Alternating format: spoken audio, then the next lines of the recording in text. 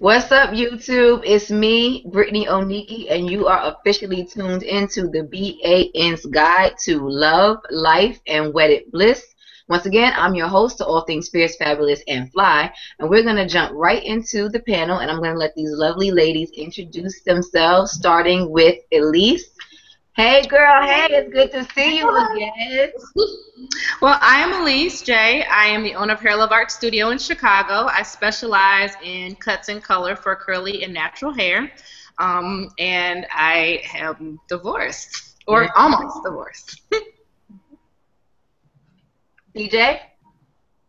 I am CJ. I have a YouTube channel as well as a blog, as well as Instagram, Beauty Essentials, where I do hair tutorials, hair talk, etc. I've been married for 15 years, and yeah, I'm excited to be here. That is awesome. Do you have any children, CJ? Yes, 2 children, 19 and 17, 2 girls. Wow, you look amazing. And a 3-year-old grandbaby. Oh my God! Someone calls you Nana? Are you kidding me? Yes, and that's exactly what she calls me, Nana. Beautiful. If I have grandkids, that's what they're calling me. No grandmother for me. Nana. Yeah. And Mom, hey, how are you? Hey girl, hey. Hi guys, my name is Mama Day. I am a natural hair vlogger. I've been natural 4 years. I'm natural with me and my 2 beautiful daughters. Yeah, and I am married. I've been married. It'll be 20 years this August. Yeah. That warms my heart. Ladies out there, it is possible. The dream is real, but the hustle is sold separately. That's what somebody told me, so I think that applies to marriage as well. I am also divorced. I was married for 10 years. I gave it the old college try. And then I decided to cut my losses. So I will say that there is life after divorce. I mean, look at me. I'm bubbly. I'm effervescent. I'm not missing any meals, and I'm not losing any sleep. So, ladies, if you try it and you roll the dice and you get snake eyes, it is okay. You can still be okay. Just think of it as a bad breakup, and you get over those, right? So you will live after divorce. So let's just go ahead and jump into these hot topics. So, Mama Day, I know you wanted to jump on this one, but let me read the synopsis that I have here. So, a woman in Tennessee, her name is Shona Carter Brooks. She is defending her decision to strap her newborn daughter onto the train of her wedding dress and walk down the aisle with the baby because she wanted her daughter to be a part of the ceremony. Now, I just got the synopsis. Mama Day showed me a picture like maybe 10 minutes ago. So I'm going to need you to go ahead and share your thoughts on this one, Mama Day.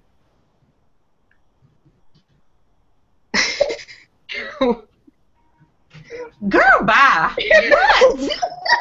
What? I do not understand. I am all good for you wanting your baby to be in your ceremony, but can we do it safely? Like, your child can't even hold their head up, and you got them snatched to the tail. And it's not like her dress was like 10-inch tail long. No, it's this little barely. The child's like hanging. I can't. I don't understand. And I'm mad at her mama for letting her do it. I'm mad at her cousin, her sister, her brother. I'm mad at everybody that said that was a good idea. I'm mad at all y'all. Somebody should have been at that doggone wedding and snatched that baby off that dress. Shame on all of y'all. I mean, there's a baby carrier. She could have held that baby. She could have rolled that baby down the aisle in a stroller. I mean, really? Exactly. That's what I was thinking. I was thinking she could have gotten one of those like British tram fancy strollers all in white. She could have had somebody else in a fancy dress walk the baby. Like, it could be special for the baby. Like, she could have held the baby up like Simba, and like so many things that she could have done.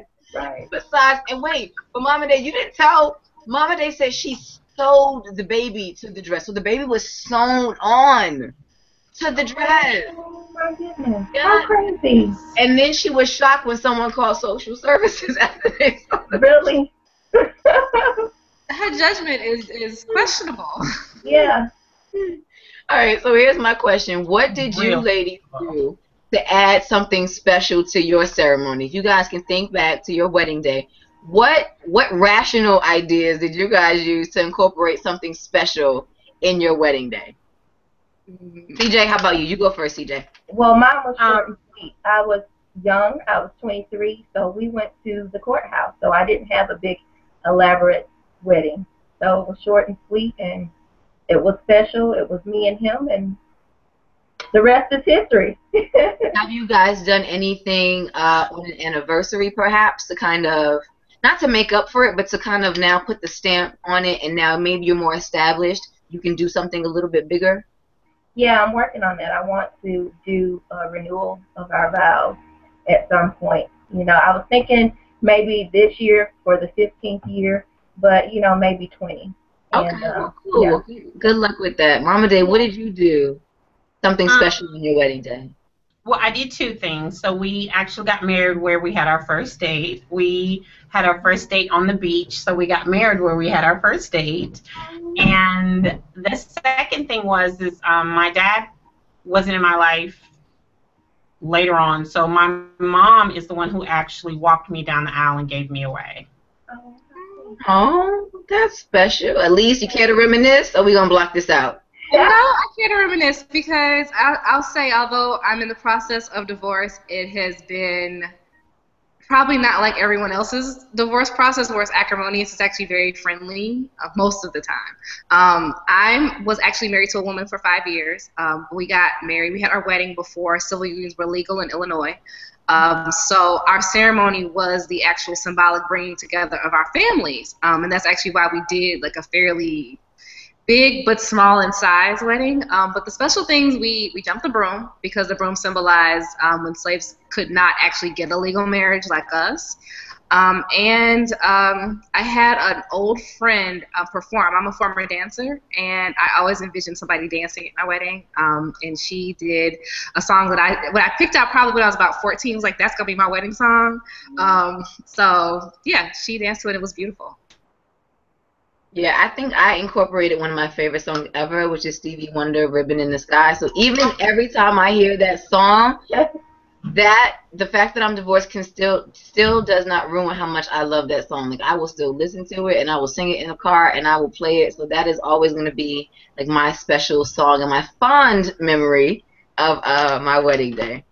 So just so you guys know, we're going to check in with our products that we're talking about today. And the first product that we're going to talk about is 100% raw vegan argan oil from Entwine Couture. It is one of my favorites. You see that I'm wearing a wash and go, and so definitely the best way to get wonderful defined curls for a wash and go is to make sure that the moisture is there first.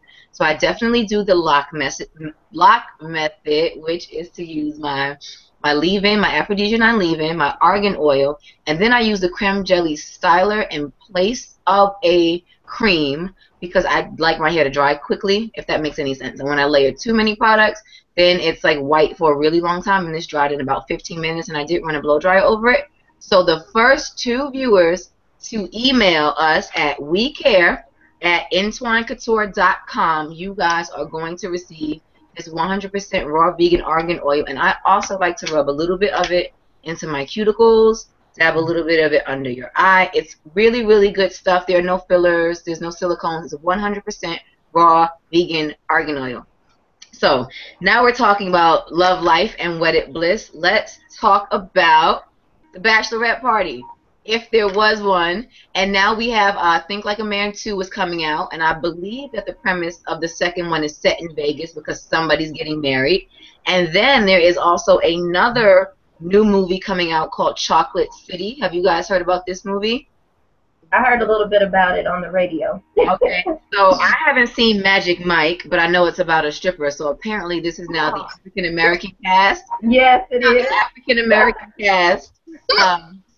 And it is going to star Tyson Beckford, Michael Jai White, and Romeo Miller. And I really hope that this is not little Romeo Miller, Master P's Romeo Miller, but I think it is. He's a grown man these days. Huh? Man, he over 18, holla. I did not fact check, but it sounds like him. So, ladies, are you guys going to go see? What do you guys think about dating movies? Like, what do you guys think about movies like Think Like a Man 2 and now this Chocolate City movie? And what's the last unrealistic romantic comedy that I saw? The one with Michael Ealy and Joy Bryant. What was that movie called? And Kevin Hart was in that too. I just saw that one. Oh yeah, I know what you're talking about. With that one. But is it about I kind of okay. last night? About last night. Is that what About it was? who? About last night. About last night. What do you guys think? What do you guys think? Being married 15 and 20 years, so you guys are veterans in the game. What do you guys think about these Hollywood depictions of love and romance? Even the ones that star African American people. I mean, they're still Hollywood. What do you guys think about these movies? My first thought when I watch them is, woo, thank the Lord, I am not on the dating scene. But, I mean, I think they're really great. It gives a different view. I mean, obviously, I think we all know that people are different. Relationships are different. So, I mean, I enjoy them. I think they're funny and entertainment for me. What about you, Elise? I think. Oh, go ahead, Elise. I'm sorry. They're cute.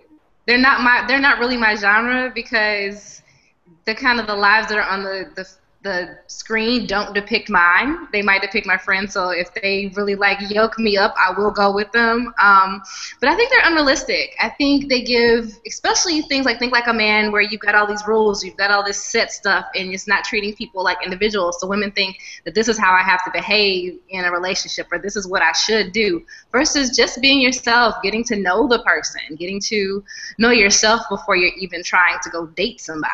So they're cute entertainment, but I really don't think like stuff should be taken from it and applied to your real dating life. Yeah. I agree. Mama Day, what about you? I don't know. Think Like a Man. I follow that rule book. Like, we went on a date. I didn't call you till like a day or two later. I wasn't all hung up on you. I kind of went by the rules. So I set the bar. So Think Like a Man was a little more too realistic. I was like, did somebody get my black book and tell all my little secrets? So I kind of like it. I thought it was really cute. I did like it.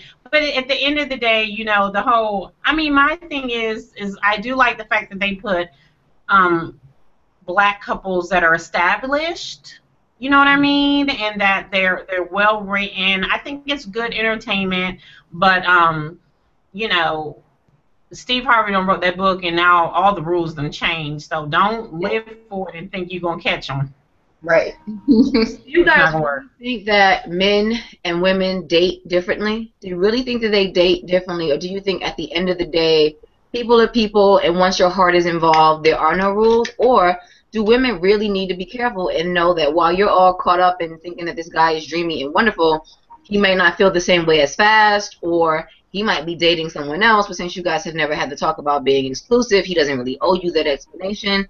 Like, what do you guys, and this can just be your opinion, even though you guys aren't dating, like, just what do you think about this in general? I think it kind of goes back to what Elise said, and just in the dating scene, just taking the time to get to know each other and not rushing into things, because when you don't rush into things, that's how you know, discover each other's good, bad, or whatever. But like when you rush into them, then that's where, you know, things kind of pop off. And like, as you said, you know, you might like him more than he likes you. And I just think you just need to really take some time and get to know each other. If it's serious, you know, if it's something, you know, that you want to be serious about. Mm-hmm. Let me ask you. I agree. And I'll say I agree because with Craig, oh, go ahead. No, you go ahead. Okay. So I want to say with Craig, when I was dating Craig, like, he broke every rule. So it was like I couldn't stick with my book. if that makes sense. Like, everything that I was trained and taught to do, he didn't follow. He wouldn't let me follow it. Like, I had a 3-month rule. After 3 months, we were pretty much done. I told you had to go. And Craig would not let me break up with him. I just didn't understand. And I just fell in love with them. So I want to say the rules work when you're not serious.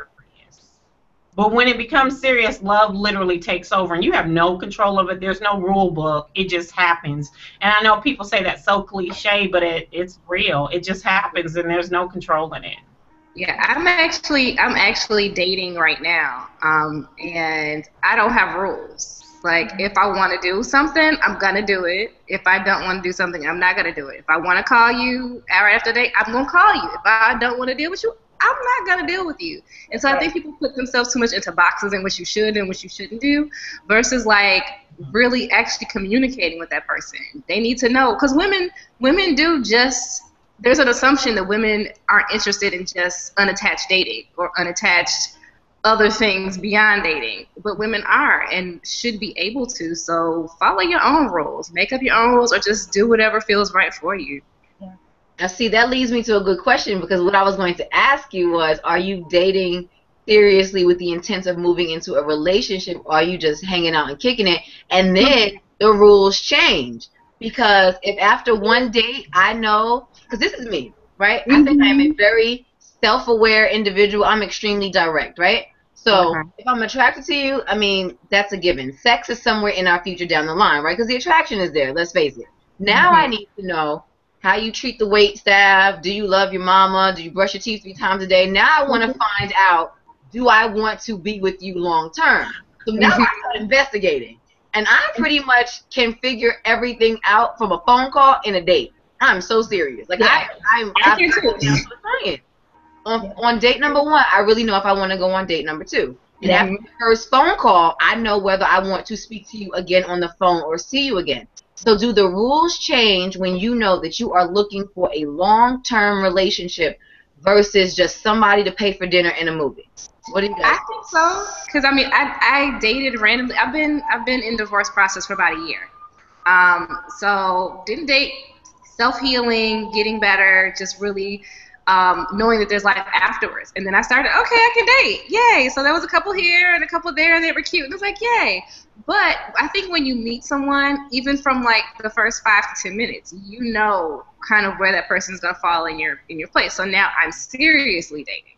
Yeah. So the rules, I think, should even if you have rules, they should be fluid. They should be wherever, because you're right. You're going to know whether you can deal with that person or not very, very early on. It's the little things that will tear at you that you're going to find out much, much later. Yeah. Yeah. Anybody else have anything to add? That's really, really good. So, Mama Day, when you were dating your husband, did you know he was your husband? Because men say that a lot. Men go, after the first day, I knew she was my wife. Men say that all the time. There's a guy that I work with. He's like in his 50s. He said, oh, no. I knew on our first date that she was going to be my wife. Did you know that, like, when you were dating, that he was the one, or were you guys just dating? No, we were dating.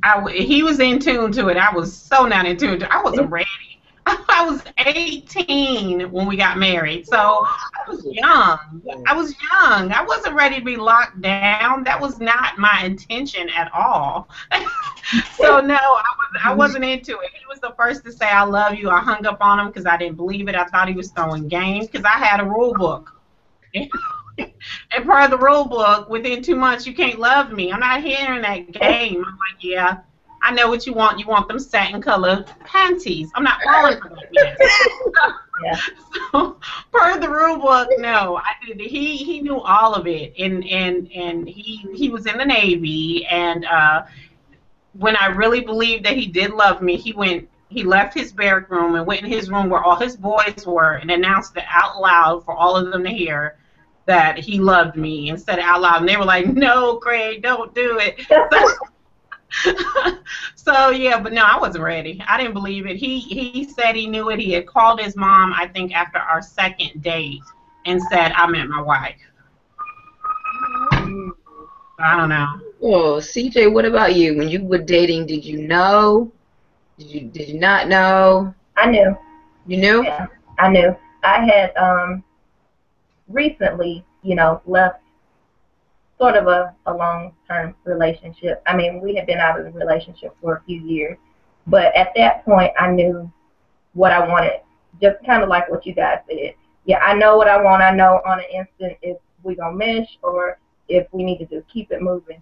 But I knew immediately, and even though I didn't say anything immediately, I knew. And then now that we talk about it now, he knew as well. It was just something that clicked, and we knew that we were meant to be. I have a question. It's on my brain. I want to ask it now. We've got one more hot topic, but I want to ask this question. So, Traditionally, men provide and women support. But what if you're dating in your 30s? We're in a down economy, roles change, things change. What if you meet someone and he's a great guy, you find out maybe 2 dates in that maybe he did lose his job, or maybe he's been downsized, or maybe he's not in his field, so he had to take a job that maybe pays way less than what he could pay until he finds something else. Is he worth dating because he's not, because in your mind he's now not the provider that you're going to be? Because I'm going to be perfectly honest, the roles have been reversed for me. I am working well beneath my pay grade right now because of the way it is. And I think about this all the time. I go, well, if I'm going to date someone, can I really have this grandiose expectation that they have to provide X, Y, or Z? When right now, I'm chilling right now in terms of where I am career-wise. And I understand I graduated from a really good school. I've got a good resume, but things are what they are in the city that I live in. But do you think that it's okay for women to cut men that kind of slack? Because I think in our society it's not. But what do you think, if you're being realistic about love, and in a 10-year relationship, people can lose jobs and lose houses and lose money, is it a good way to start a relationship? No. You said start. No. If we've been in the relationship and we sort of, kind of been in it together and you lost your job or what, but if we're not gonna start out in the negative. No. My sister is in that situation and I'm just like, really? Call me when you get it together. Let me remind you that Tyler Perry slept in his car. Well, look, he could call me when he made his first million. But no, seriously though. Yeah, I mean, no job and a job is two different things. If you don't have one and we meet and we start out, then I'm just kind of like, But if you have a job and you have a will to work and you have that drive, I can work with that. But if you're not working, no. For me. That's a loaded question, I think, in our society.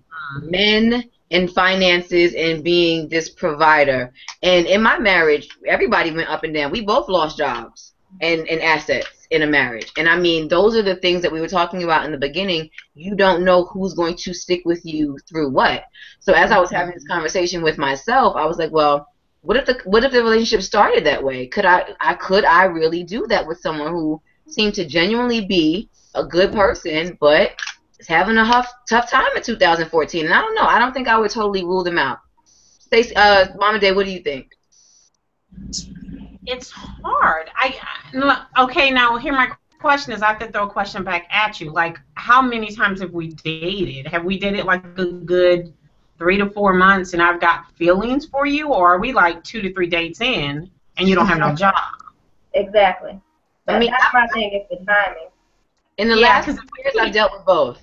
I've dealt with, on the second date, having to be creative about our outings because he was in between jobs, but that one didn't last very long. And then there's a guy that I've been dating for about 4 months, and he's just not where he wants to be. And I feel like I can relate to that because I should be making way more money than I'm making now, but it is what it is. So I'm just saying, I mean, I don't think that it's a reason not to date him because he's not where he wants to be. Yeah. And I guess for me, it all depends on their personality. It believes on their drive. If they have a good drive, if they are focused and they are not happy where they are, then that's a whole new game. You know what I mean? That's potential. Now, he's gonna have to be a little creative because Mama won't be paying for the meals. I am old school. Yeah. I don't pay to go out on a date. No, ma'am, I don't do it. You better cut some sandwiches, some cheese, and we have a picnic.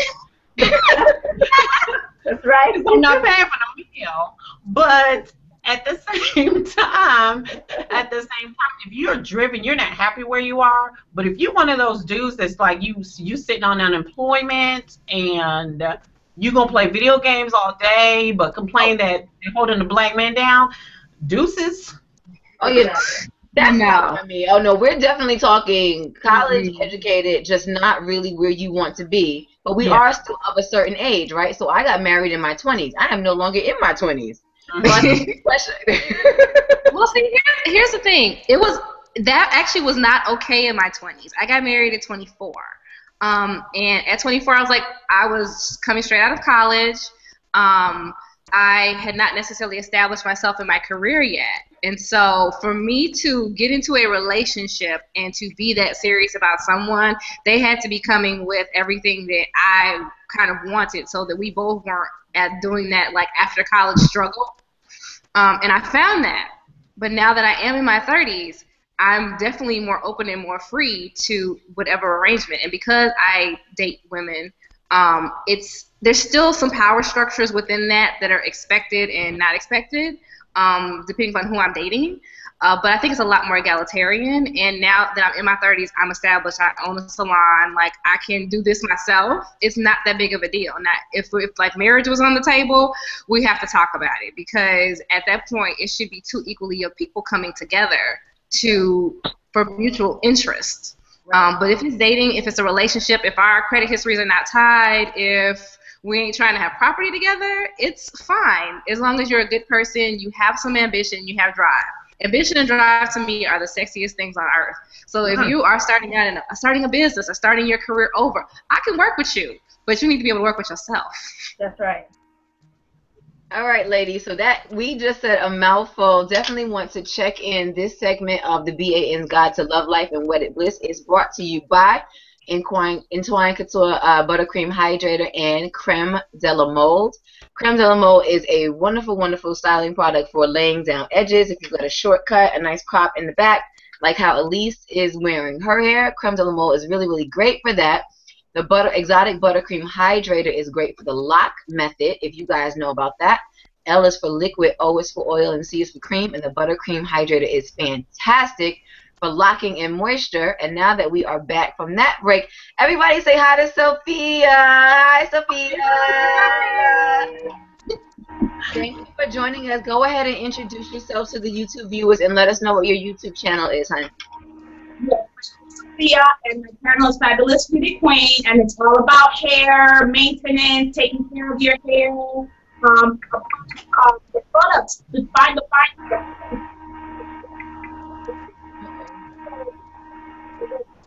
hair by doing the long hair, and so on and so forth. Everything hair.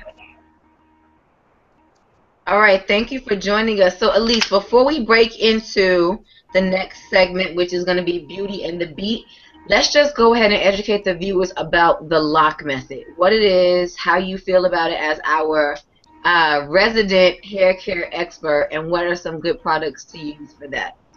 All right, well, the lock method, as you said, is liquid, oil, cream. Now, I think there's some misconceptions with the lock method. The lock method is a way of sealing moisture into the hair. So to start out with, you really got to start with clean hair, clean and conditioned hair, hair that doesn't have any product buildup on it, scalp that doesn't have product buildup on it. So you want that moisture to be infused into the hair strand. Now, the lock method is actually what helps to seal that moisture in. So you're using your liquid. You're starting with your water. So your liquid, your leave-in. Your leave-in is the first layer. It's going to start sealing that moisture in. Then you add your oil. So that creates that water-resistant barrier so the water can't get out. But water also has a difficult time getting in. And then you seal with your cream, just so that you're adding an extra layer to seal that moisture into the hair strands. And then your hair will be wonderfully hydrated for a much longer time than if you were just to go from straight water to leave-in, and that's it. Now, some great products. I actually use Entwine Couture exclusively in the salon for my twist and twist out styles. So I absolutely love using the Aphrodisia 9 as my leave-in, the argan oil, 100% raw vegan argan oil as my O, because it's very, very light. So it's going to seal the hair, but it's also not going to give it that heavy, oily, non-movable feeling. And then I use the Exotic Buttercream Hydrator, just a little bit of it over that prior to styling. So I have wonderful results on pretty much every texture that comes through the salon. Cool, that's such great information. Does everyone on the panel use the lock method to lock in moisture for their hair? I know I do. Yeah, I do the L. Cool, cool. All right, so now we're going to move into our Beauty and the Beat segment. Of course, this is my favorite segment, being a makeup artist. So, since we're talking about wedding day, I want to just go ahead and give a couple of tips for wedding makeup, and then to talk about the trends. So the trends for bridal makeup, for bridal gowns rather, and accessories for 2014, 2015 is all about vintage glamour. So scouring all the blogs and brides.com and all the magazines, all of the gowns had lace overlay or like a capelet or some lace on the sleeve or a really nice cutout in the back. A lot of them had sequins and gems on them. There were lots of brooches sewn into the hair, lots of flowers in the bridesmaids gowns. So definitely all things vintage. Really, really long trains, lots of silks and satins. Those were all over the bridal shows and the runways and the magazines for spring 2014, 2015. But if that is not your thing, a really, really great way to pick the bridal gown that's going to be great for you is to keep in mind your figure and to keep in mind your personality. If you're not a fussy person, don't get layer and layer upon tulle under a dress because you think that a wedding dress has to be this big Carrie Bradshaw production. I mean, it could be just a really simple dress. Lots of people are doing T-length dresses that aren't even long all the way to the floor. I'm doing makeup for a wedding in August, and the bride has 2 daughters from a previous relationship, and she's wearing a white dress with a colored sash. You know, so she's like, who are we kidding? My daughters are in the wedding. Like, we're not doing this all white thing. So she added some color to a sash in her dress, which I think is really creative. So I think there are lots of ways to be creative, to find a budget. I know that David's Bridal has lots of gorgeous, gorgeous gowns that are in a really good budget. I mean, I don't think I paid more than like $50 for my dress, but I also lived in New York and I got it vintage. I got it at a vintage shop.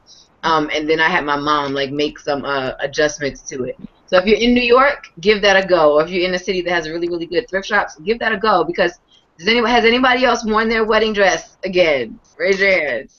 So you kind of want to think about that. Trying to figure out how. Think about that. Because here's what I think. I think that you are investing in a life with a person and not just that one day. So let's keep that in mind about investing in a life. And then in terms of makeup, the other trend, which I don't know if I'm a fan of, I have to be honest with you, the smoky eye wedding day trend is really, really big. I have a lot of women who ask me for it, and I just looked on dailynews.com, and it's also a big trend in the city.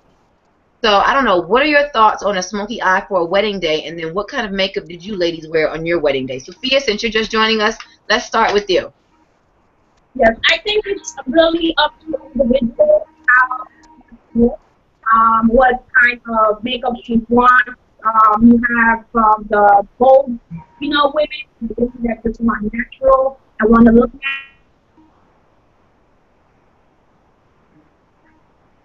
natural. On my wedding day, I'm sorry about that, ladies. Can you see me? Can you see me? I'm sorry. It's okay. You back? Can you hear me? We see you. Yes. Okay. I went for a natural look on my wedding day, and it was just natural. So it really depends on the individual, how old they want to look or how natural they want. DJ, what kind of makeup did you wear on your wedding day? Well, when we have our renewal, I want to do something that I'm a natural kind of girl, and I don't like to do too much because I think it takes away from our natural beauty. So I would probably do something really, really soft, maybe a real soft smoky eye, not like a hard smoky eye with some really long lashes. Something glamorous. Elise, you're not a makeup. Are you much of a makeup girl? I'm not much of a makeup girl, but I'm actually a former makeup artist. So, quite as it's kept on my wedding day, I had hives on my face. I had hives like my cheeks were and like right here. So my face was a mess on my wedding day.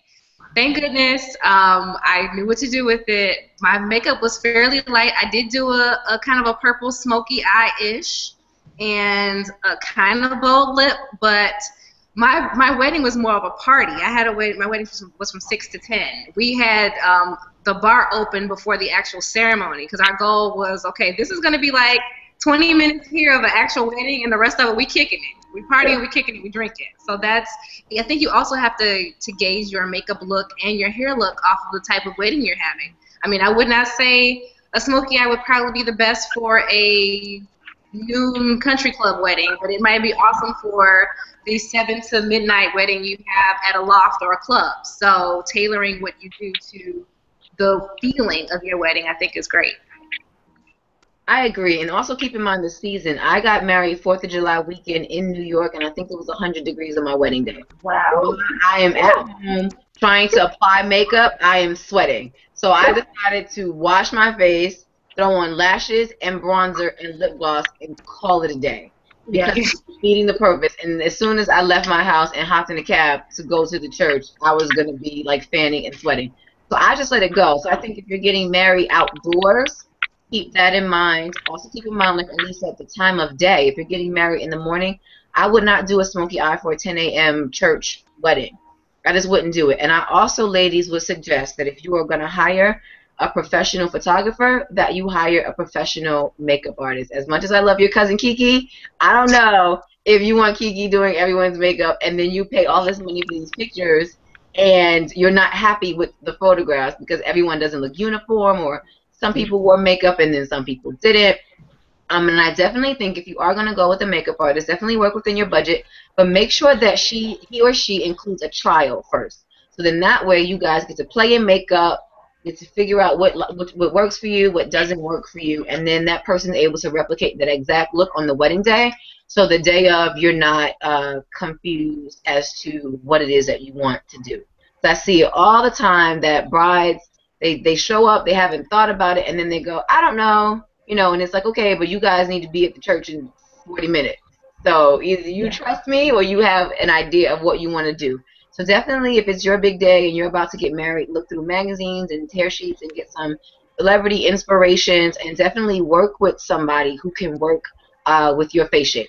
So if you don't look like Kim Kardashian or Lala Anthony, because they've got like these big, huge eyes that you can put lots of makeup on, and if your eyes are not like that, then you need to find a makeup artist who can give you a modified look that can kind of be a nod to that look, but it's not going to look the exact same. I would love to do makeup on Lala Anthony. Her eyes are just beautiful. But definitely keep those things in mind, your face shape and your eye shape, in terms of what makeup look you want to do. Guys, if you're out there watching us on YouTube, we want to take your questions, and there are no questions rolling in, and I'm shocked. So, Mama Dad, here is, no, did you tell us what you wore on your wedding day? Oh, you know what? I was conservative, so it was outside. We were at the beach. I had on lipstick, blush, and liner. That was it. It wasn't anything really big. Cool. Do you guys still look back at your pictures? And if you do, what do you think about your look? Like 15 years later, if you look back at your look, I know I look at my pictures and I go, oh my God, I look like a kid. Like, what was I doing trying to marry somebody? Like, I look 12. What was I thinking? Like, how can I get my waist back like that? That's what I'm thinking. Yes, in the car. Yes. That's mine. Yeah, I think, oh, I let myself go and I gained all this weight. Well, I really want to say divorce will take it off. Yeah. Not in places you want to take it off either. Right about that. There is nothing that will make you jump on a diet or jump on a treadmill like knowing that you have to go back and date. You are right about that. Every time I reach for Skittles, I go, oh, shit, never mind. Skittles down. Put them down. You are right. You are right about that. All right. So let us, one more time, if you are out there watching us, the first 2 viewers to email us at wecare@entwinecouture.com will receive a free creme de la mold. It's a very wonderful product, so we are going to go ahead and get that to you if you email us at wecare@entwinecouture.com. Once again, I am your host, Brittany Oniki, and you are joining Entwine Couture and the BAN's Guide to Love, Life, and Wedded Bliss. So I think we should take these last chunk of time, and we are going to talk about the loaded question. What makes a great marriage? Communication. For a second. Communication. Communication. How so? Let's elaborate. What kind of communicating are we doing? We are, I don't know, we're communicating, we're understanding each other, we're talking about things, not letting things just sit and fester. We're working out situations, whatever those situations are, because different marriages have different situations, so it can't be like a cookie-coated type of thing. Everybody's different. Everybody's relationship is pretty much different. So, yeah, working on our relational things. I think that's what keeps a marriage strong to me. Here's one thing I want everybody to think about as we get back to this. How important is your personality, your individual? This is what makes CJ CJ. This is what makes Mama Day, and then you come together with somebody else. Can you really try to make that work if your personalities are just way too mismatched? Does love really conquer all? As you guys think about that, I'm going to toss it to Elise, who has a hair model. Is that correct? Yes, I do. All right. So tell us what style you've done on your hair model today. Okay, well, I'm actually going to bring her over. I wanted to give some tips about hair, wedding hair, because I get a lot of last minute, and just like you were talking about the makeup, it's important to do trials. I get a lot of last minute brides, like my wedding's next week or my wedding's in a month, because hair is supposedly this easy thing. Most of the time when hairstylists create hair for weddings, they are creating for your face shape, your hair texture, your dress style, the time of day for your wedding, what you want to look like, coordinating with your makeup artist to create an entire look for you. So you want to make sure that you're giving that hair artist enough time to really know who you are, one, and also a lot of times our hair is not in the most optimal condition that we want to have it in, but we want these fabulous styles for our wedding. So there's a lot of prepping for the hair that needs to be done prior to jumping the broom. So I'm going to hop off for a second. Y'all keep talking, and we'll get ready because I'm going to do a finishing on the style while we're here. Okay, can't wait to see it. So here's what I was thinking, and I'll use myself as an example, and this is nothing that I'd ever thought of in my 20s, but my personality is very direct. I'm very outspoken, and even though my husband was very, I guess, male stereotypically, he was a very passive-aggressive person. When it came to saying what he was that he wanted, what he didn't want, what he liked, what he didn't like, he went backdoor around the tree, behind the bushes to do it, and that irritated me to no end, just as much as me being in his face talking about when you're going to do it, how you're going to do it, and why you're going to do it. I'm sure it irritated the snot out of him. But that is who I am, and that is who he was, and falling in love with him as a college student, bright-eyed and optimistic in my 20s, did not realize how important that was in my 30s, because I've always been that way, and I'm still that way, and I think about it now, even as I'm dating, trying to be like a little toned down in the beginning, and then I'm like, for what? Because it's coming out 6 months from now, so I might as well, like Biggie, I might as well kick in the door, right? Because this is who I am. I have a very big personality. I'm not this way all the time, but I got to be honest, I'm this way most of the time. So there's no need for me to show up in a flowered dress and sit like this and bat my eyes because I'm trying to be dainty. And not that I'm not feminine, but I'm definitely very outspoken. So what do you guys, how close are your personalities to your spouses? Opposites. I think all couples are. I'll say with mine, it's not, it's the same, but not the same. He's a bit more stronger, and he takes things more to heart. I'm more of an outgoer, bubbly, girl. Everything's gonna be okay. Everything's gonna work out.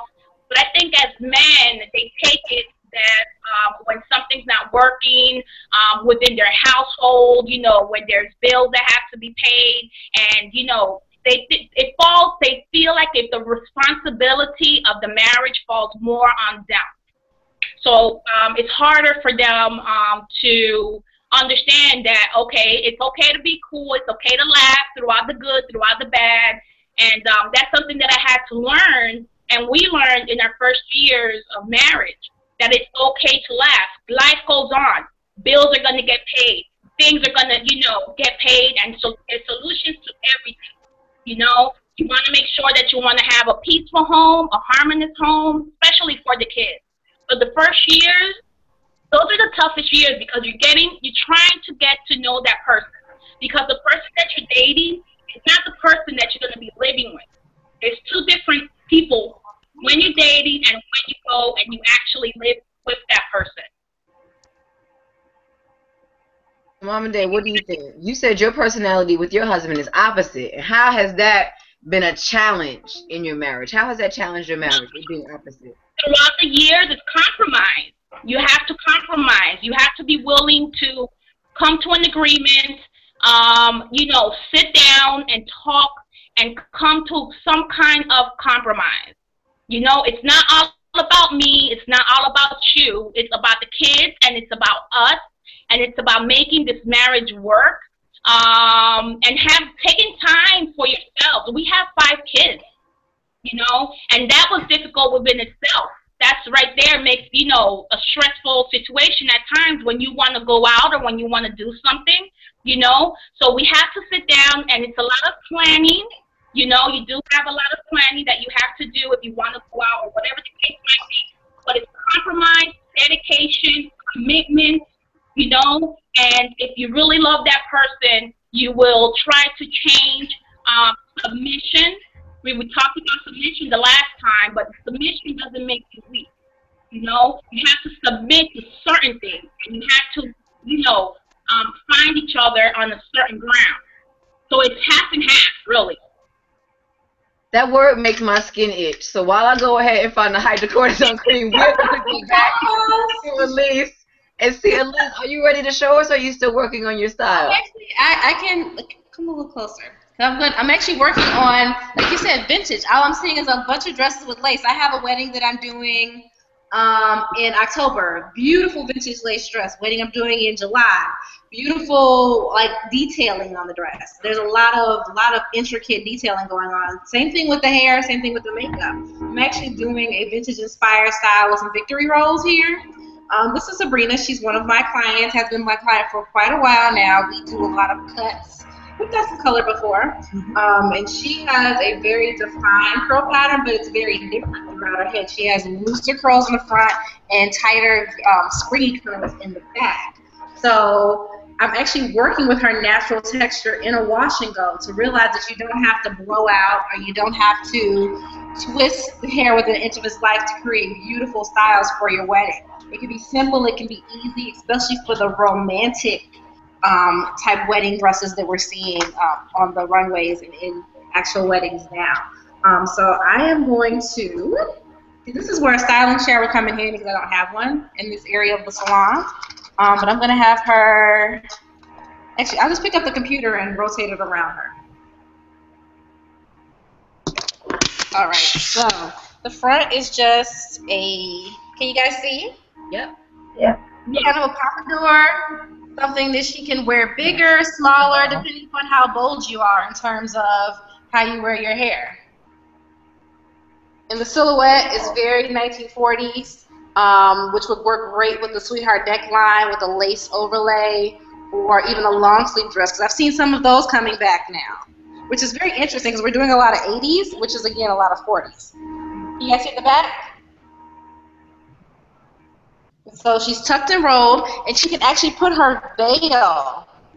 She can put her veil in this area, or she can actually put her veil under here, so that you have a lot of different options with vintage hairstyling for weddings, so that you can place your headgear. Thank you, Sabrina, very, very much. Wear one of those cute, And that's awesome. fascinators. One of those cute hats on the side with a little. Oh yeah, a little fascinator. Fascinator. Yeah, we're seeing a lot of accessories in terms of hair and even on the dresses. So thinking about those items, it's good to have your dress about 3 to 6 months before the wedding, so that you can start planning your makeup, planning your theme, planning what your accessories are going to be, because your hairstylist needs to know what you're going to be doing in terms of accessories, so that she or he can plan your hair around those items. You can't just show up one day and say, yeah, I'm going to put this in my hair after the hair is already up, because you might have bad hair. I will admit I was the person who did not have the hair they wanted for their wedding, but it was of no fault of my own or planning. Yeah, that's definitely good advice. Not enough brides take that into consideration. So if you can have your dress and your hair and your makeup and a trial all in one day, it's a lot to plan. But if you're planning a wedding now, think about it now. If you're already at the tail end of planning, you know, do your best. But if you're planning a wedding, that is definitely something to keep in mind. So I want to go back to this personality thing. And if your personalities are polar opposites, can you really make that work? So Fashion Beauty Queen Sophia, you talked about compromise. Mama Day, you mentioned that your husband's personality is the opposite of yours. How has that challenged your marriage, Mama Day? Is there a delay? Mama Day, can you hear me? Is she frozen? Her screen might be frozen. So CJ, I'm going to toss this to you until she gets back. We're totally opposite. How did everybody else manage to make this work? I'm like you. I'm direct. I am direct, and he cannot stand it. He's more sensitive at the core, and I am straight direct. I want to get right to it, but I just kind of have to be sensitive to who he is, and then he turns around and has to be sensitive to who I am, and that way we don't have to compromise who we are. So we just have to. We've had to learn how to be sensitive to each other's personality. That's a good one. I don't know that my husband necessarily learned the sensitivity part, because I think towards the end, I would go, okay, I will give you X amount of days to get back to me on this thing. You don't want to talk about it now, but we have to talk about it, and I have to put a cap on it, because he would never get back to me. Nope. You guys have been here. He would never get back to me. Nope. So I'm like, look, dude, 3 days, 5 days, or 7 days. But we are not about to go 3 weeks and we still got this festering and I'm passing you the milk at breakfast. Yeah. No, you're human. Get steam coming out my head. I think it's so much more about communication versus personality. I think opposite personalities can be married to each other successfully. I am the complete opposite person than my ex-wife. Complete opposite. But we also have complete opposite communication styles and the ways we receive love. And this is something that is still an ongoing process of me learning what my love language is. So if we're disagreeing and we're not coming together and the communication is off because you're trying to communicate with me this way, this is how you communicate. And I'm like, but you don't love me because you're not showing me you love me. But you do, but you're showing it in your own way. So we missed each other. We missed each other for years and stayed mad and didn't communicate because we couldn't communicate with each other. And it did take an outside party for us to be like, this is y'all's problem. It was real simple. It was real simple to figure out what the problem was, but by then all the damage had been done. Don't be afraid to go to counseling. Actually, just even if you're having a great relationship, put yourself in counseling. Just go to a session, do a checkup. If you want to do a checkup once a year, once a month, once a quarter, counseling will always, always help because there's always that 20% that's there, because everybody's heard of the 80-20 rule, right? There's always going to be that 20% that like irritates the living daylights out of you.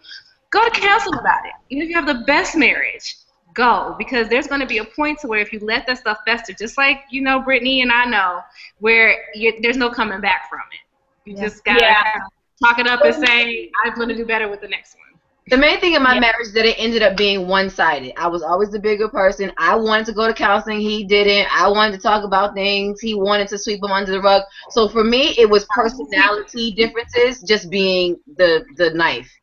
We just dealt with things differently. Anything that was really going on, I think I could have forgave or gotten past, but it was that we just do not approach life the same way. And I don't know if something changed in his 30s, because in our 20s, we were thick as thieves. Yeah. But I mean, in our 20s, we didn't have any kids, and then the kids came in the 30s, and then who knows what happened? That's water under the bridge. C'est la vie. Kids will bring out every single issue you ever had. I am so certain of that, because we were good. And then we had a kid, and now we have a 2.5-year-old. And it's like when that infancy time and you're exhausted and you're not putting on the good things, you're like at each other. Yeah. All the cards are going to be on the table, and either you're going to be able to grow from it or you're going to be destroyed from it. This is true. Mama Day, are you back? Can you hear us? I'm back. Yes. Can you guys hear me? Yes. So the question you were asking, you said that you and your husband are opposite personalities, right? Yes. My question to you is, how has that challenged your marriage? Well, we believe in counseling and we believe in talking. So it took, because I think I'm like you, Brittany, I'm very bold, to the point, you know exactly what is on my sleeve. Whereas my husband, but at the same time, when he tells me something and I don't like it, that he tells me, I have to think about it. So I'm not a act first type of person, whereas he'll hold it in, and then when he tells you, he wants you to act right then, but that's just not how I work. I have to, simmer on it. I have to walk, go for a dance, run, something. It's going to take me an hour or two to figure out what I want to say. I want to feel the emotion, and that drives both of us crazy. And it's not, and I tell Craig, I said, I don't know why you get mad, because I'm going to think about it. So don't, I said, you have to understand, you're giving me the plate, and I want to smell it first before I take a bite. That's just how I deal with things. And I think it took us learning each other. And I think, with counseling, you talk, pray, you have to just learn each other. I think a really big thing we got in our marriage when we got married, one of my mom's friends gave us a wedding candle. Now, this wedding candle literally lasts 365 days. You light it every day. Before you go to bed, you have to blow the candle out, but you cannot blow the candle out if you're mad. You have to keep the candle burning. So the rule of it is your house will burn. That's the rule. And we be mad, and we would go to blow the candle out, and I'm like, I ain't blowing this freaking candle out. I'm gonna let it burn.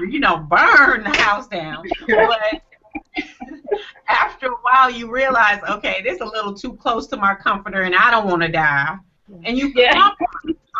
I think it comes to you compromising, you talking, you learning each other's personality. In counseling is just really big. There's nothing wrong with talking to somebody.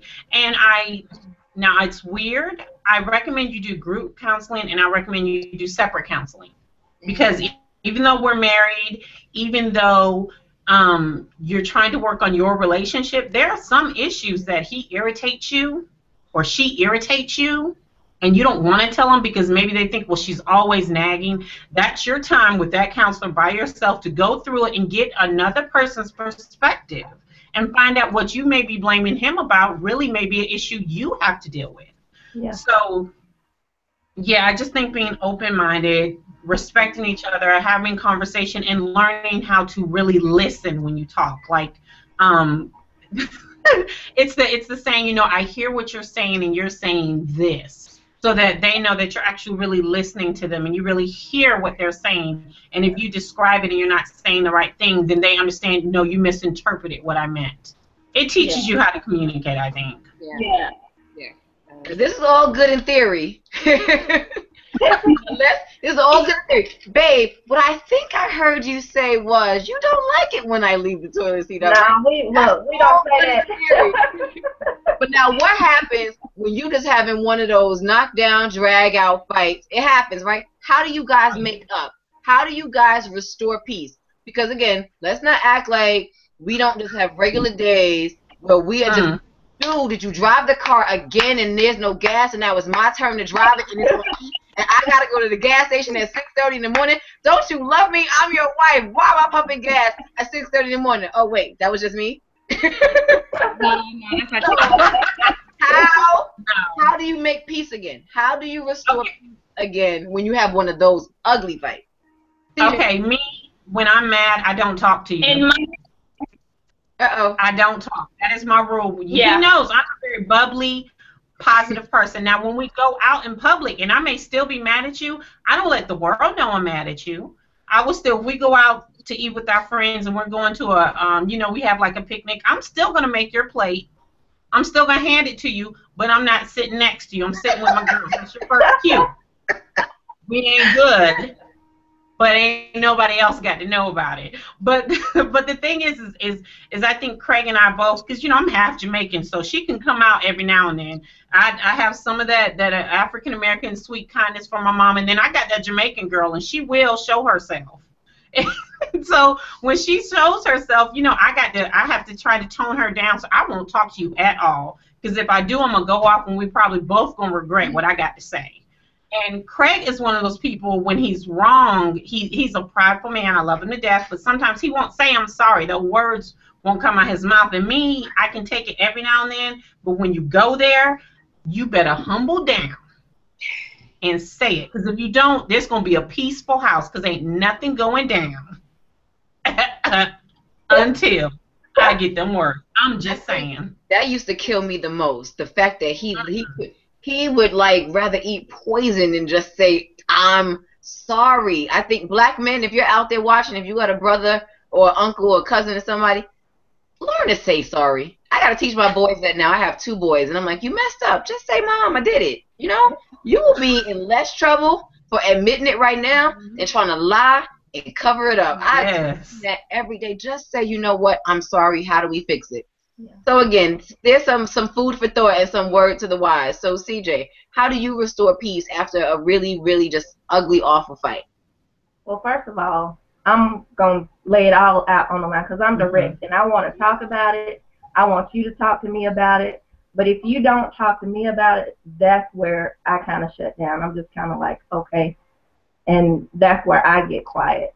So I say everything and then I get quiet. But, you know, and then we kind of, I pray about it and I think he prays about it. And one of us somehow pushes the ego to the side and we come back together and say, you know, I'm sorry, we should have handled it this way or that way or whatever the case is. But even in all of that, we kind of allow each other to be who we are. So your husband is able to come to you and say, hey, babe, you know, I messed up, or I shouldn't have done that, or I should have called you. You're right. He's able to do that. Yes.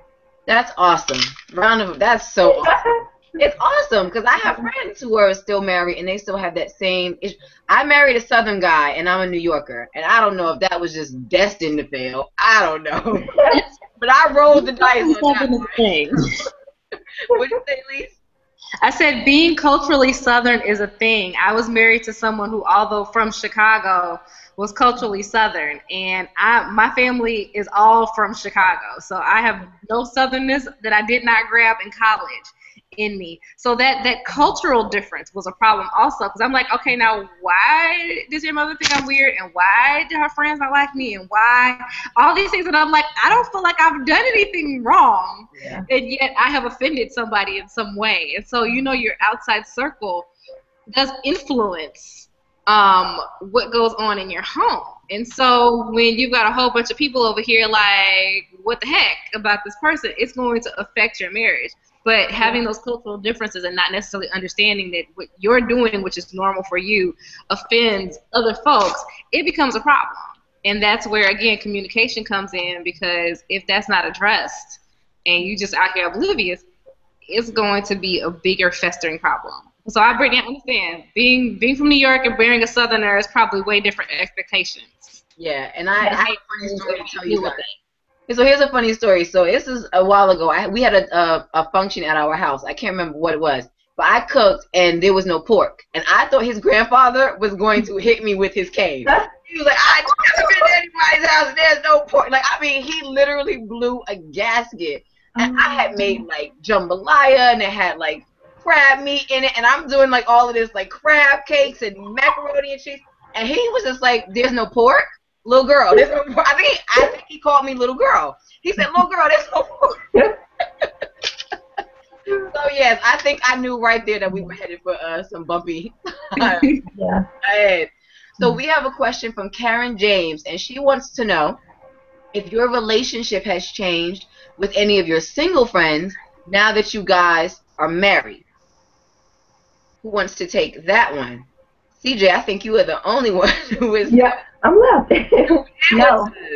No, because you know what? The friendships that I have are friendships that I've had for years, and that's the way I develop my friendship. When I meet someone as a girlfriend, it's kind of one of those things where we talked about when we were talking about the relationship with the guy. You know, are we going to be friends? What category are you going to go into? And so, no. The answer to that is no, because my friendships are for life.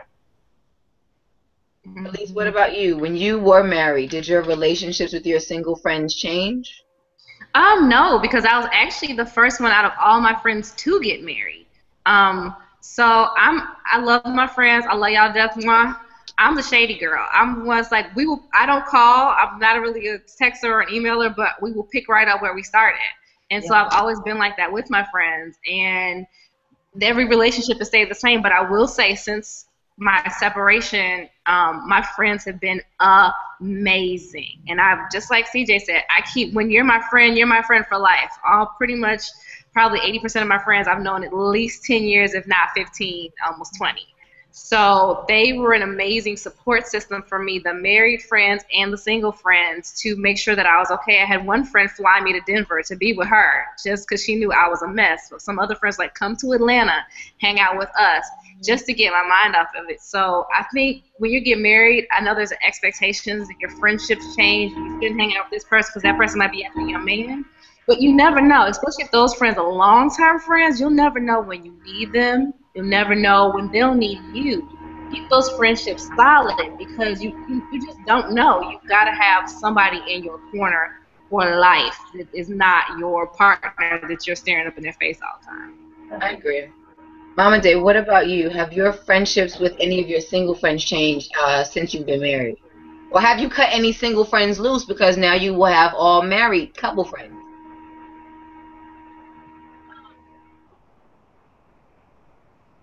Well, no, because when we got married, we were over in Washington State, and then we moved to North Carolina. So we were already married when we got down here. And so the friends I made are just simply friends, and they already knew we were a couple. I do have single friends that, they like to mingle and go out, and I will do it rarely. I don't do it a lot.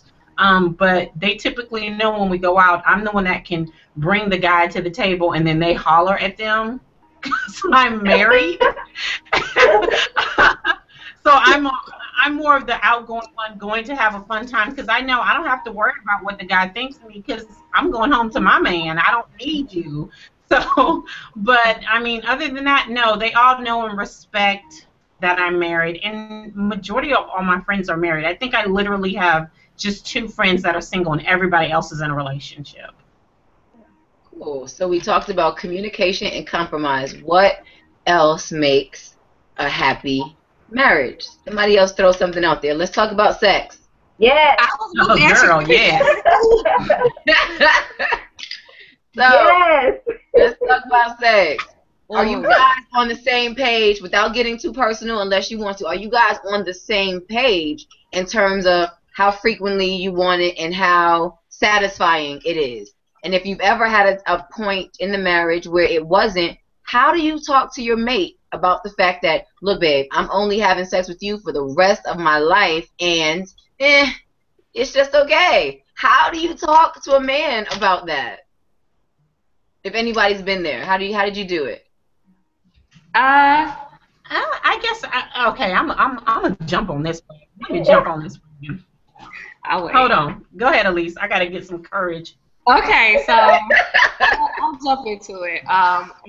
Okay, don't kill me. We were, because of the different love languages, my love language is touch. But because I touch people all day long when I'm at home, don't hug me like, hey, babe. Don't touch my leg. I have been touching people all day. Touch me for real. And so when you're with somebody who maybe their love language is not that, and they need a lot more easing into that type of touch, it gets very, very difficult, and the communication gets off. And I don't think a marriage can last if you've got completely different either sex communication or different sex drives. Because if you've got somebody with a high sex drive and somebody with a low sex drive, somebody is doing some things either with themselves or somebody else. And I don't think that's necessarily very healthy in the terms of putting together that connection in a marriage. So I know once I got separated and the divorce process started, I asked the universe in my next relationship, can I have somebody that will match or exceed me in that area? And so far, the blessings have raining down. Yeah. So, hey. Get it? I'm sorry. I'll let me just shh, and I'll be okay. I love it. I love it. I love it. I love it. I love it. Because it's funny that you say that, because as someone who goes, okay, this relationship didn't work. So yes, I was not perfect. So let me work on me. But then now what do I want going into another relationship? I can totally relate to you. Like I have to think about, so it's not about saying, oh, well, I want you to be different from my ex. Like he's not even in the equation because I am a totally different woman at 30 plus than when I met him at 20 something. So I'm really just trying to figure out like what kind of guy do I date from here on out, and I pretty much think that I just need to date the male version of me. I think I'll be fine. Yeah. I just need the male version of myself. I just need to find him. So, sex, CJ, are you guys on the same page? Do you have to compromise when it comes to sex? How do you guys do that? Same page, hunty. I love Every day, all day. Smile was yeah.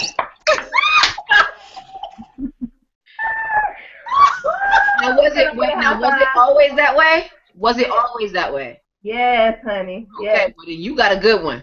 But no, I think it's about being honest about what you want and what you need from the get-go. I think that's really what it's about. And that's not just in that area, that's in all areas. Sophia, what about you? Well, you got 5 kids, so I know y'all on the same page.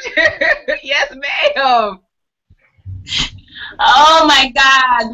It's more, finding the right time when we really don't have an issue on that. If we're tired that day, and if we want, we make up a schedule as far as we're going out on a date, and just letting it be us, just me and him.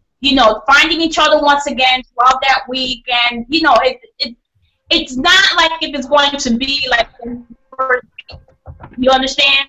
Those first 3 months of lust and everything else, it starts diminishing after a while because now you're getting to know the person.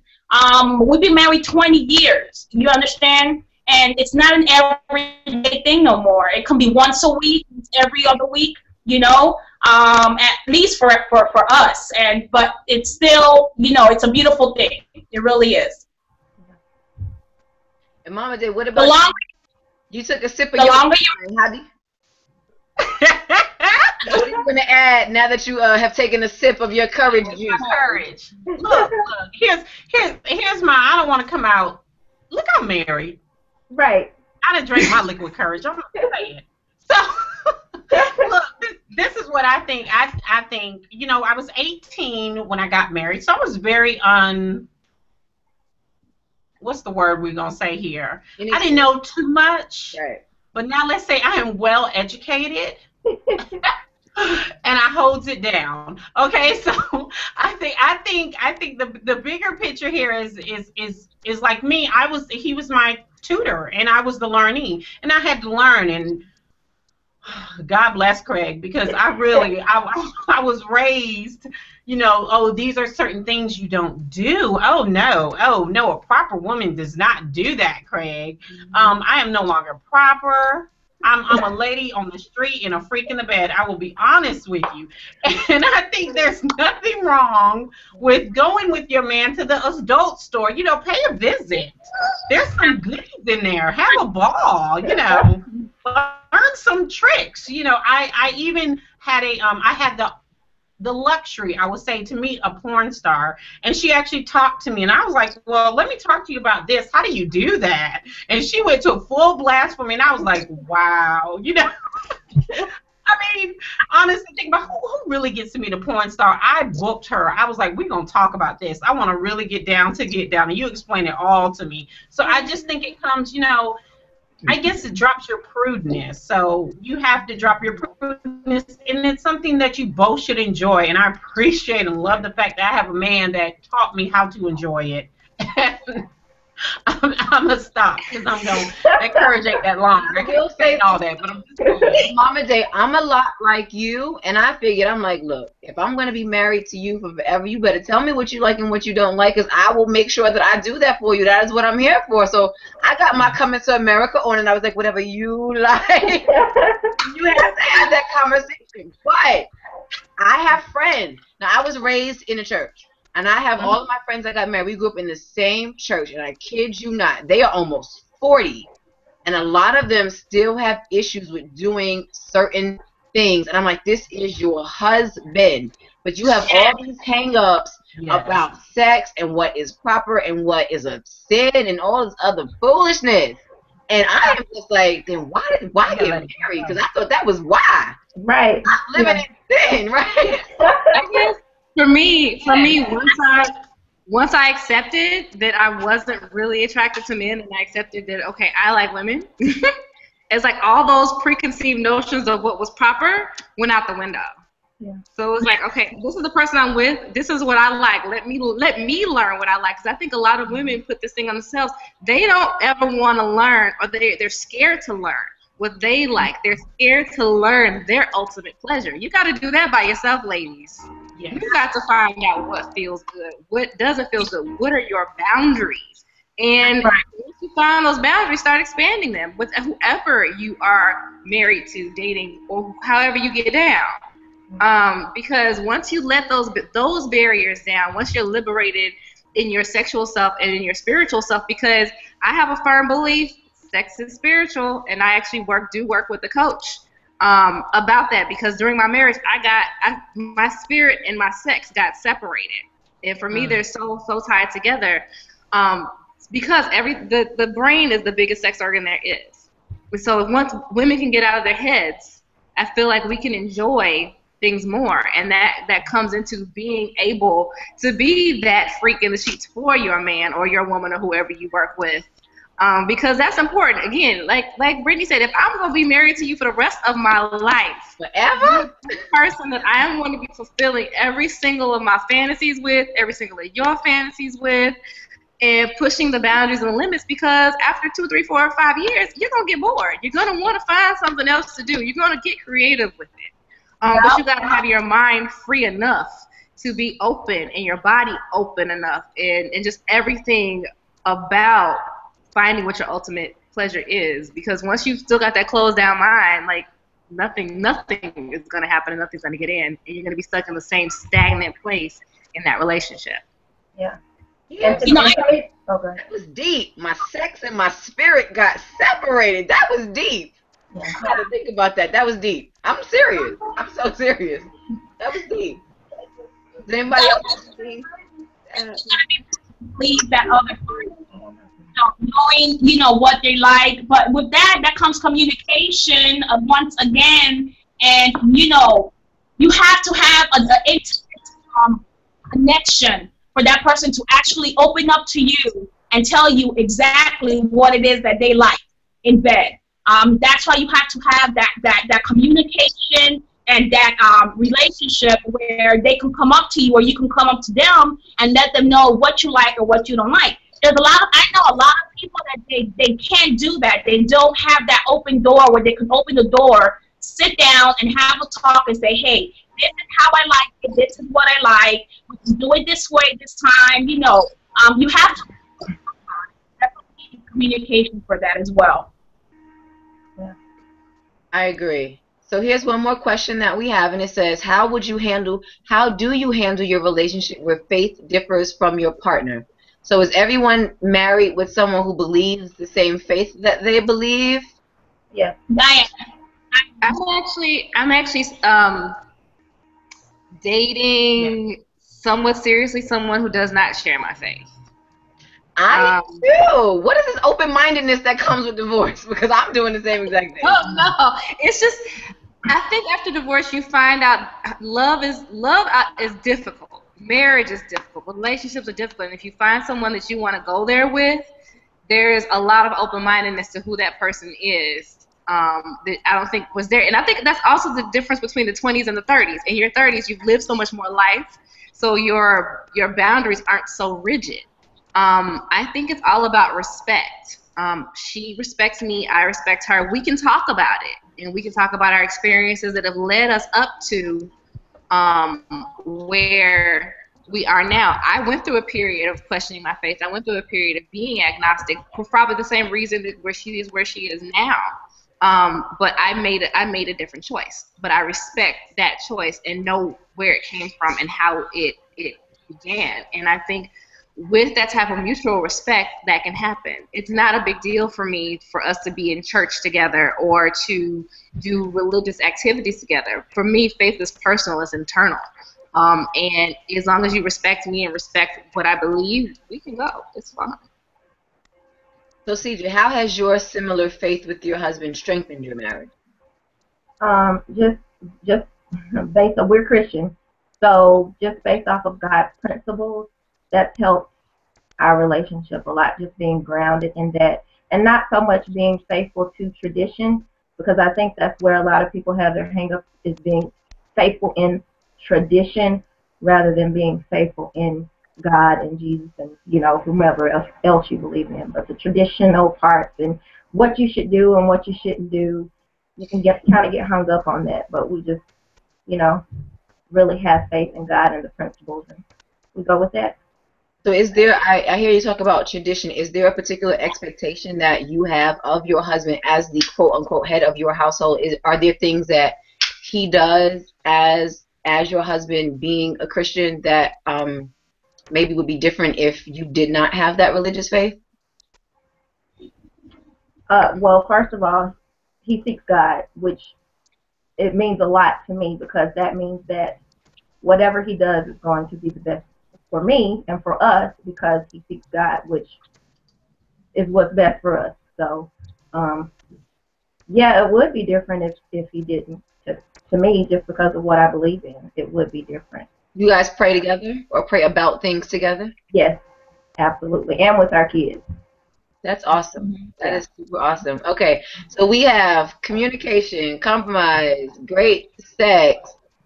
Personalities obviously can be worked out. What else, while we have 5 minutes, let's say 1 minute apiece, what else have we not covered that makes a good marriage?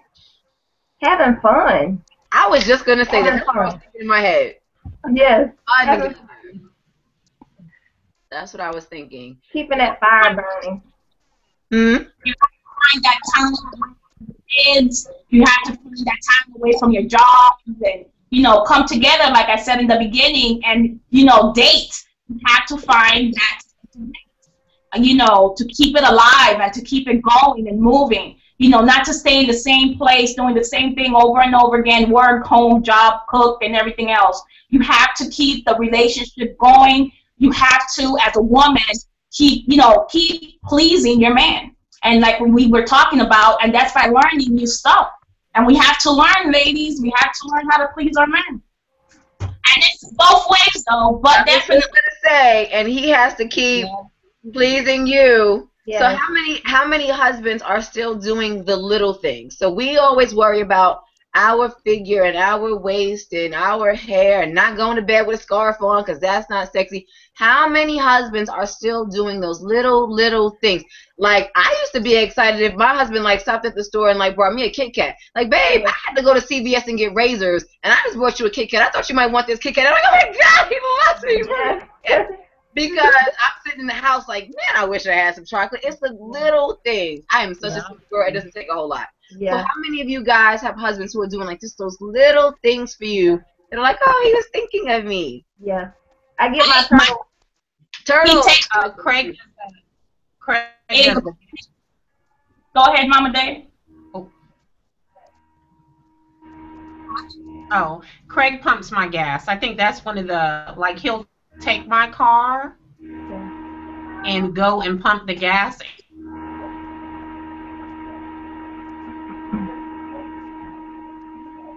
That's the one thing I can never get my ex-husband to do. Is put gas in my car. Just like one thing. Just take the car to the gas station and just put the gas in the car. I'm the one that's always on E. Yes, my car is always, even still today, I will not put gas in my car until that light comes on. And I don't know why I don't look at it. I just get my car. I just get in, I ride, and I'm like, oh, can I make it home? It's on 2 bars. Can I get there? I got 5 more miles. That is so bad. So, Elise, what about you? So now having fun together, doing the little things. What else makes a great relationship work that we haven't touched on? I know more about what not to do than what to do, but I think that definitely mutual respect and priorities, especially as wives, as mothers, as business owners, as employees, making yourself, and I know this is counterintuitive because it took me till getting divorced to learn it, making yourself a priority. Because if you don't take care of yourself, you can't take care of anyone else. You can't give of yourself to your mate. So really taking care of yourself, taking that 5 minutes to be alone, recharge your batteries, so that you can be the best person you want to be for your mate. And I think they will appreciate you being recharged, you being fresh for them. I agree. So that has all been wonderful advice. So ladies, we're just going to go across. At least we're going to start with you. Just before we sign out, let everybody out there in the YouTube community know where they can find you on social media. All right. Well, I am Elise J. I own what used to be Hair Love Art Studio is now transitioning into Amplify Texture Studio. So you can find me on the web at www.amplifytexture.com or on Instagram, Facebook, Pinterest, and whatever other social media is out there at Hair Love Art.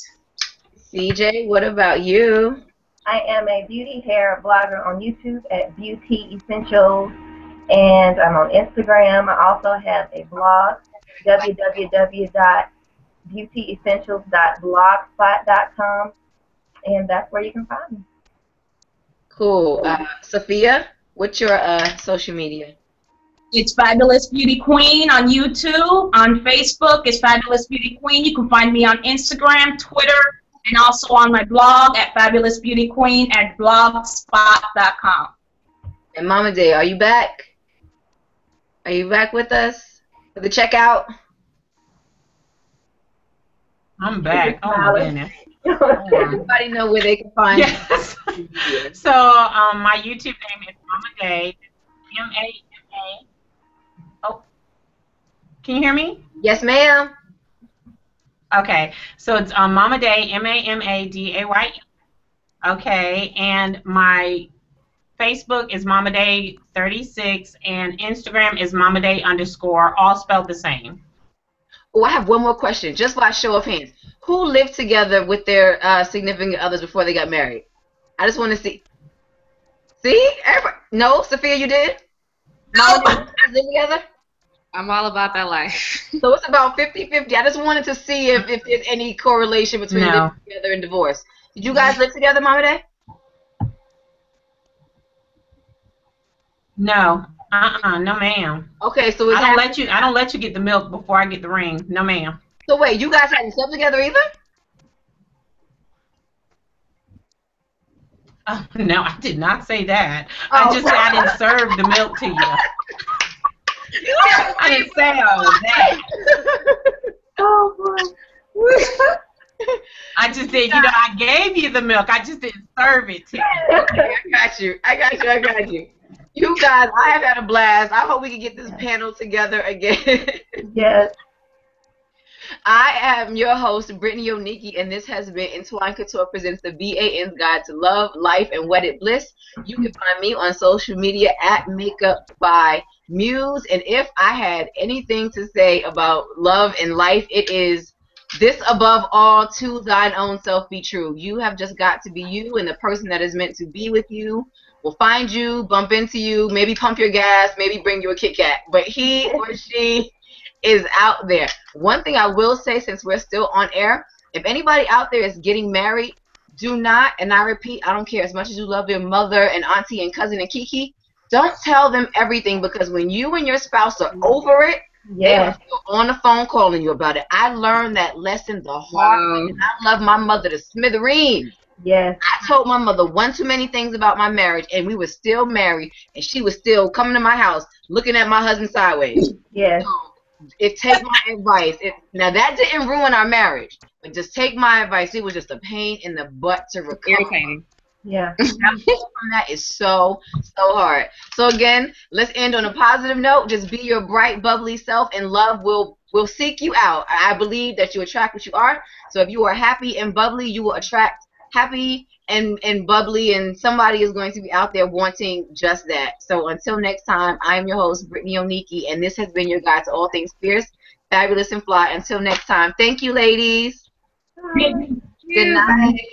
Good night.